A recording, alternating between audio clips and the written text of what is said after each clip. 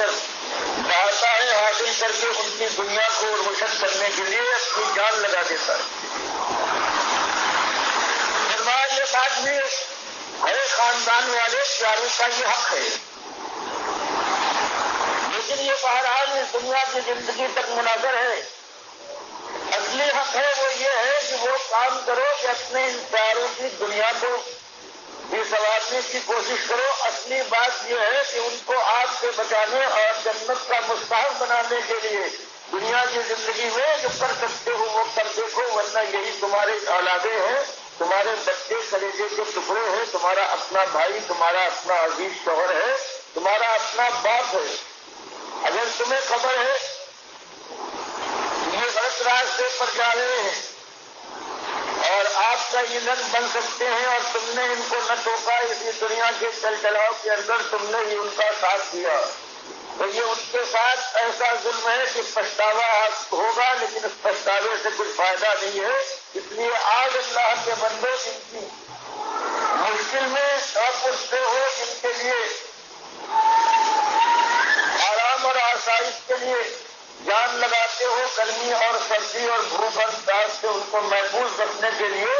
ہر وقت تیار رہتے ہو، تو اصلی کام یہ ہے کہ یا ایھا الذین آمنو، کہ اے ایماندارو اپنی جان کو ہر وقت اپنی نگاہ کے سامنے رکھتے ہو کہ یہ دنیا تمہاری سنور جائے۔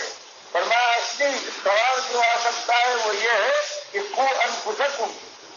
سب سے پہلے تمہاری اپنی جان کا یہ حق ہے کہ اس کو بچاؤ، اور اس کے بعد واہلیکم، تمہارے بال بچوں اعزار اقارب کا حق ہے۔ کیا حق ہے؟ وہ حق یہ ہے کہ ان کو بچاؤ، اپنی جانوں کو بچاؤ۔ نارا دوزخ کی وہ بھڑکتی ہوئی آگ ہے کہ جس کے لیے اللہ فرماتا ہے چنگاری اگر ہو کر تمہارے بدن کو چھو جائے تو چیخ پڑتے ہو، انگارے پر اگر ہاتھ پڑ جائے تو ہوش آواز کھو دیتے ہو، اور اگر تم نے دنیا کی یہ زندگی اللہ کی نافرمانی میں اور خاص طور سے اللہ کو سب و ختم کر کے کوئی شرک کر کے تم نے گزار دیا ہے، ایمان کو خراب کر لیا ہے، تو اس کے بعد اب بات نہ آئے کہ ہمیشہ کے وہ انگارے ہیں کانہو جمالۃ الصبر۔ مالک فرماتا ہے چنگاریاں وہاں اتنی بڑی بڑی چنگاریاں ہوں گی جیسے کچھ بڑے بڑے پیلے اونٹ ہوتے، اور انگاروں کا انہا گرمی بشررن کالقصر۔ اس دوزخ میں اللہ نہ کرے تم اور تمہارے بال بچے، تمہارے اعزاء اور اقارب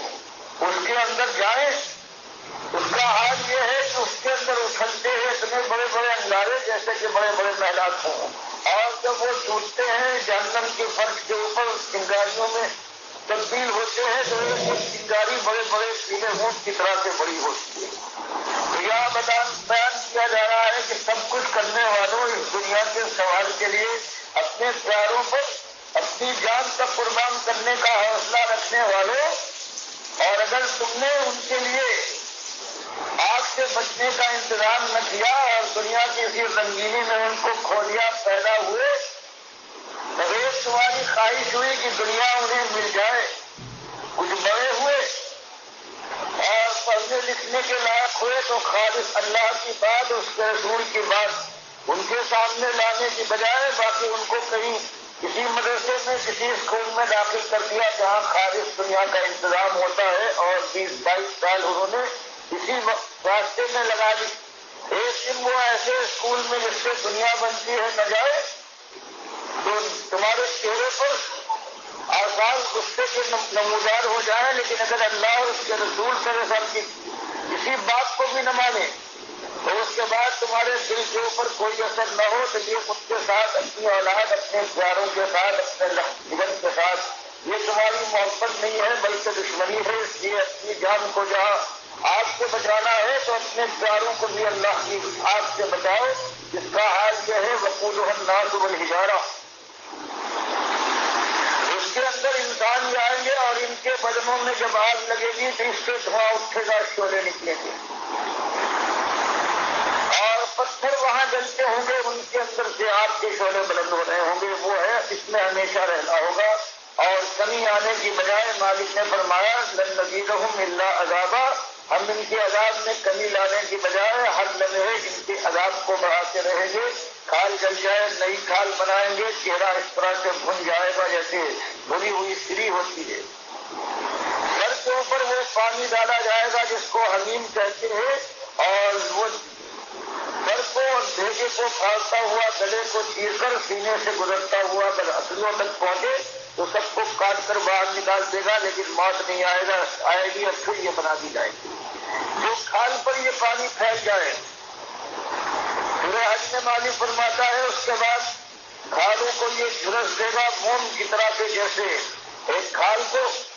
پانی میں ڈال کر ابالو اور وہ اتنی نرم ہو جائے کہ ہاتھ سے دبانے سے یہ معلوم ہو کہ یہ موم ہے، اس طرح سے کھال بن جائے گی۔ تو فرمایا کہ اس سے بچو، چہروں کا یہ حال ہے جو آج اللہ کی نافرمانی میں حسن جمال سے مالا مال چہرے صحیح، لیکن اگر وہ اس طرح سے اللہ کی نافرمانی میں تمہارے یہ عزیز اور پیارے ہیں، یہ اگر اس آگ میں پہنچ گئے تو کبھی یہ ہوگا کہ اوپر کا ہونٹ جلے گا، سوجے گا، آغاز کرنے کے بعد سوجنے کے بعد ماتھے تک چڑھ جائے گا، اور نیچے کا ہونٹ ہے وہ سوجنے اور آغاز کرنے کے بعد ناک تک اتر آئے گا، ایسے بھیانک چہرے ہو جائیں گے۔ تو ان کو اس آگ سے بچانے کے لیے کوشش کرو کہ جان لگاؤ، جن کی دنیا بنانے کے لیے اپنی جان ہلکان کرتے ہو اللہ کے بندوں، اور وہاں حال یہ ہے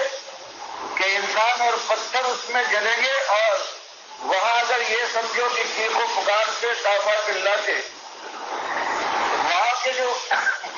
معاذ فرشتے ہیں ان کے دل میں کچھ نرمی پیدا ہوگی، کچھ رحم کریں گے، کچھ برس کھا کر کچھ کمی پیدا کر دیں گے۔ مالک فرماتا ہے نہیں، علیہ ملائکۃ غلاظ شداد،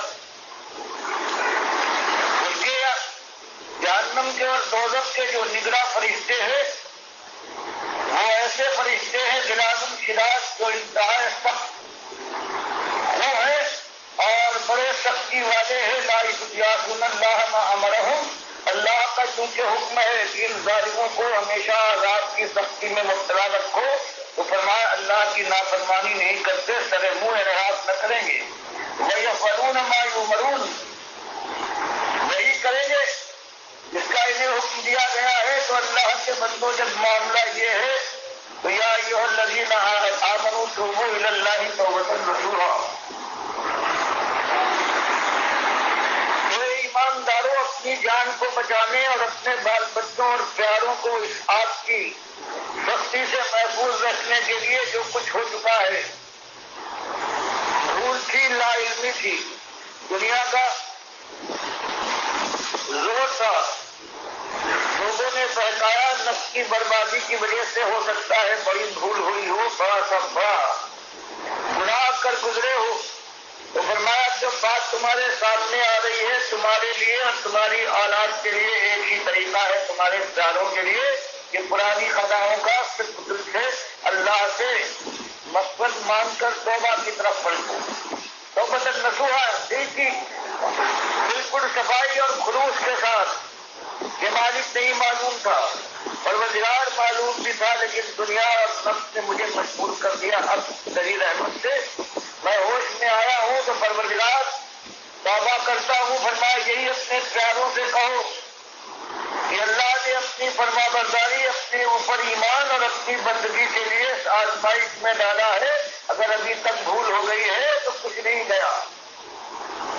اللہ کا وعدہ ہے کہ خلوص دل کے ساتھ توبہ کر کے اب ایمانداری کے طریقے پر قائم رہنے کا تمہارا عزم اور ارادہ ہے، تو مالک کا رحمت کا عالم یہ ہے کہ یبدل اللہ سیئاتہم حسنات وکان اللہ غفورا رحیما۔ زندگی بھر تم نے گناہ اور پاپ کر کے زمین کو بھر دیا ہو، لیکن ایک مرتبہ اگر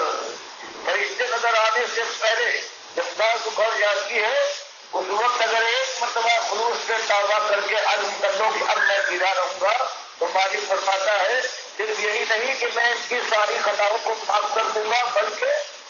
جہاں جہاں ان کی خطائیں تھی جس مقدار کی اسی مقدار کو نیکی سے میں اس کو بدل ڈالوں گا، اس لیے کہ میں مقبول رہی ہوں۔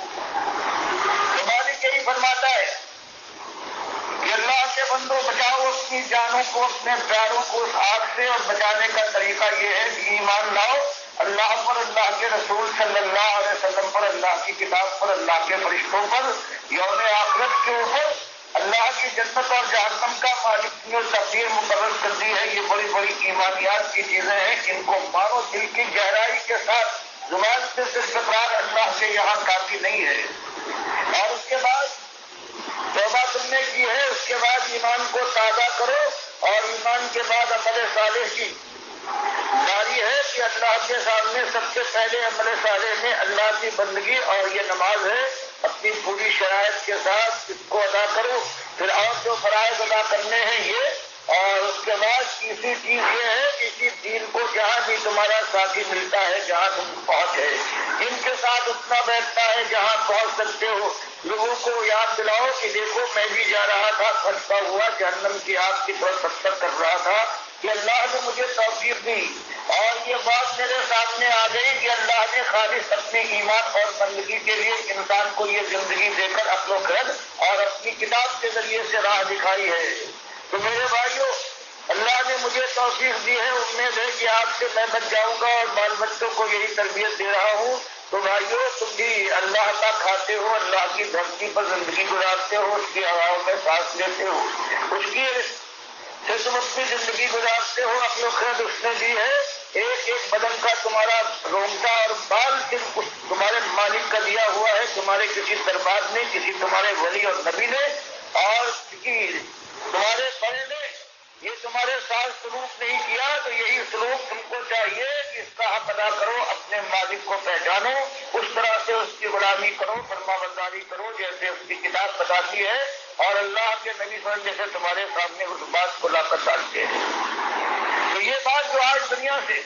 یہ غائب ہو گئی ہے، آج گھروں کے اندر، آج گھر کیا کہیں بھی ہو، آج ان مدرسوں کے اندر، ان مسجدوں کے اندر بڑی بڑی جو محفلیں کہلاتی ہے، عقل و خرد والے لوگ ہیں، ہر جگہ کہیں آج آخرت کا ذکر نہیں ہے، کہیں جہنم کا خوف اور جہنم کی سختی کا کوئی ڈراوا نہیں دیتا، ایمان کی بات نہیں اٹھتی، اور جو کچھ ہے بس یہی ہے، ایسی دنیا ہے کہ کیا کھائیں گے اور کھانے کے بعد شراب دیکھیں گے، کیا پہنیں گے، اڑان ڈالیں گے، کیا دیکھیں گے کہ جن کی یاد تک فراموش ہو جاتی ہے، اور کیا سنیں گے سویرے بول کہ جو بنا دیں گے، اور کیا بنانا ہے، اور کیسی سواری ہوگی، دسترخوان پر کیا آئے گا، لباس کا کیا انداز ہوگا، ہر جگہ ساری دنیا میں آج یہ جو مسلمان کہلاتا ہے اس کے سامنے یہی ایک بات ہے، اور اللہ کی کتاب بسم اللہ الرحمن الرحیم اور الحمدللہ رب العالمین سے لے کر والناس تک یہی بات بیان کرتی ہے کہ اصلی معاملہ یہ ہے کہ تم کو آخرت کے لیے دنیا میں بھیجا گیا ہے، یہ کھیتی ہے آخرت کی، اگر یہاں تم نے کانٹے بوئے ہیں تو یہی تم کاٹو گے اور انہی کانٹوں پر لوٹتے رہو گے، اور اگر تم نے یہاں گل و گلزار کے لیے کوشش کی ہے تو اس کے بعد پھر وہ ایسے کہ جو تمہارے خیال اور ذہن کے اندر جس کا تصور بھی سما نہیں سکتا۔ تو یہ مالک کیا بیان فرماتا ہے کہ اگر یہ بات تمہارے سامنے آ گئی، صرف ایک مقصد ہے تمہاری زندگی کا، تمہاری صبح و شام کا، اور وہ یہ ہے کہ اللہ نے اپنی بندگی اور ایمان اپنی اوپر ایمان لانے کے لیے تم کو آزمائش میں ڈالا ہے، اور تم ایمان کا اقرار کرنے کے بعد اپنی جان اور مال کو اللہ کے ہاتھ بیچ چکے ہو۔ اللہ نے وعدہ کیا ہے کہ اگر تم اپنے اس خرید و فروخت کے معاملے میں سچے رہے تو تم کو جنت دے گا، تم کو جہنم کی آگ سے بچا کر ہمیشہ کی بادشاہی کے سپرد کر دے گا۔ تو جب مسئلہ یہ ہے تو اس کے بعد پھر اس کو اصل ہونا چاہیے، اس سے بیٹھتے چلتے پھرتے صحابہ کے زمانے میں ایک ایک چیز جو اصلی مومن ہے، اس سے پہلے جو امتیں گزری ہے جو صحیح معنوں میں اللہ سے ڈرنے والے مومن تھے، ان کے اندر سب سے پہلی بات یہ تھی کہ اللہ کو یاد کرو، اور آخرت کے لیے آج جو موقع ملا ہے اس میں کچھ کر گزرو، ورنہ اس کے بعد پچھتاوا ہے، اور پچھتاوا اس شکل میں آئے گا کہ دھواں اٹھے گا کھالوں سے، کلیجے سے شعلے نکلیں گے۔ یہ پرخلوص آواز ہے ڈاکٹر مسعود الدین عثمانی رحمۃ اللہ علیہ کی گویا یہ ایک پیغام ہے اس دور کے اندر، اردو زبان کے اندر پوری انسانیت کے نام. اور میں ارشد کرملائی اس کے اوپر یہ تبصرہ کر رہا ہوں کہ بالکل یہی بات ہے جو مجھ تک پہنچی تھی. میرے سامنے بھی ایک سہانا مستقبل تھا، میں آرمی میں افسر تھا اور بہت بڑے ایک کیریئر کے ساتھ میں اپنی کیریئر فوجی زندگی کا آغاز کیا تھا. اور کتنے ایسے لوگ تھے جو کہہ رہے تھے کہ ارشد کی یہ بنیادی کورسز بہت زبردست ہیں، یہ جرنیل بنے گا. اور کتنی ایسی رشتہ داریاں جو بالکل مدھم پڑی ہوئی تھیں وہ جاگ اٹھیں. اور میں اپنے بیٹوں کو کہا کرتی تھی کہ ارشد کے پاس بیٹھا کرو تاکہ تمہیں کچھ عقل آئے. اور اس کے بعد جب یہ آواز میرے تک پہنچی ہے ڈاکٹر مسعود الدین عثمانی رحمۃ اللہ علیہ کی تحریر کے ذریعے اور کیسٹوں کے ذریعے، تقریر کے ذریعے، تو بالکل میں نے پورے جسم کی گہرائیوں کے ساتھ اس کو قبول کیا ہے کہ یہ حق ہے. اور بالکل یہ دنیا آزمائش کی جگہ ہے، یہ اللہ تعالیٰ نے آخرت کی آزمائش کے لیے دنیا بنائی ہے. اور یہاں جو کچھ بول رہے ہو کل کاٹو گے. اور یہ ایک مرتبہ موقع ملا ہے، یہ بار بار موقع ملنے والا نہیں ہے. یہاں کوئی سپلیمنٹری ایگزام نہیں ہوں گے یا پھر دوبارہ امپرومنٹ کے لیے کچھ نہ کچھ کر سکو. یہ تو خالص ایمان کا امتحان ہے. اور کسی کو دے کے آزمایا، کسی کو نہ دے کے آزمایا، کسی کو مرد بنایا، کسی کو عورت بنایا، کسی کو مکے میں پیدا کیا، کسی کو مدینے میں، کوئی انگلینڈ میں اور کوئی انڈیا میں اور کوئی پاکستان میں پیدا ہو گیا. یہ ساری انسانیت ہے، یہ سب آدم کی اولاد ہیں. اور انسان کو اللہ تعالیٰ نے صرف اور صرف خالص اپنی بندگی کے لیے پیدا کیا ہے کہ وہ صرف میرا حکم مانیں گے. تو اس انداز سے کوئی آواز نہیں اٹھ رہی تھی. یہ مسلک تھے، کوئی بریلوی ہے، کوئی دیوبندی ہے، کوئی اہل حدیث ہے، سب کے اندر یہ دنیا داری ہے، دینداری نظر نہیں آتی. اور خاص کر انہوں نے تو دین سے کمایا ہے، اللہ کے دین کو انہوں نے بیچا ہے. تو ان کا یہ مکروہ چہرہ بھی سامنے آیا اور ان کے اکابرین کا بھی، جنہوں نے کفر و شرک پھیلایا تھا، خاص کر صوفیہ نے. اور ان کی کتابیں حوالہ کے ساتھ پیش کی گئی. دیکھو یہ ہیں، یہ تمہارے بزرگ ہیں، ہزار سال پرانے، بعض تو ایسے ہیں جو 1200-1300 سال گزر گئے ہیں. ان کی یہ کتابیں ہیں، چاہے کشف المحجوب ہو، بنیۃ الطالبین ہو، فیوز یزدانی ہو، شاہ ولی اللہ کی سارا خاندان ہو، اور محی الدین چشتی کے ملفوظات ہوں یا مجدد الفسانی کے مکتوبات ہوں، یہ سارے کے سارے کفر شرک سے بھرے ہوئے، اعلیٰ حضرت ہوں یا ابو الاعلیٰ ہوں، سب کے سب ایک ہی آواز کے ساتھ. اور یہ ڈاکٹر اسرار ہے، جتنا بھی ان سب کو جو پیش کیا گیا ہے. اور میں نے اپنا چینل بھی اسی ایمان خالص کے لیے اسی پیغام کو پوری دنیا تک، اسی دعوت کو آگے جاری رکھتے ہوئے، اسی شمع کو روشن رکھتے ہوئے میں آگے بڑھ رہا ہوں. گزشتہ 37 سال سے میرا یہی ایمان ہے، یہی عقیدہ ہے، یہی طریقہ ہے جو ڈاکٹر عثمانی رحمۃ اللہ علیہ نے اسوہ رسول اللہ صلی اللہ علیہ وسلم اور صحابہ کرام کا یہ انداز اس دور میں پیش کیا ہے. یہ بالکل حق ہے. جہاں جہاں تک یہ آواز پہنچے، اللہ کے بندو اس کو مانو، اس کے قریب ہونے کی کوشش کرو، اور ان مسلکوں سے خاص کر اس خالص جمہوریت کے مشرکانہ اور طاغوتی نظام سے اپنے آپ کو بچاؤ. کیونکہ 75 سال کے بعد آپ کو پتہ چلے ہے کہ آزادی ملی کوئی نہیں، تم غلاموں کے غلام ہو. اور ابھی اگر تم اللہ کی طرف اور اللہ کے رسول اور اللہ کے رسول صلی اللہ علیہ وسلم کے طریقے اور پھر دین اسلام کی طرف نہیں پلٹو گے، جو پہلے ایمان خالص سے شروع ہوتا ہے، توحید اپناؤ اور رد شرک کرو، طاغوت کی نشاندہی کرو، پہلے خود اپنا ایمان ٹھیک کرو، پھر ایک اجتماعیت بنے، پھر اسی انداز سے دعوت پھیلائی جائے، پھر کافروں مشرکوں کو موقع ملے گا اس کے اوپر جلگار کرنے کا. بالکل وہی منظر پیش آئیں گے جو مکہ میں پیش آئے تھے. ہجرت کے مقامات آواز دیں گے اور پھر اس کے بعد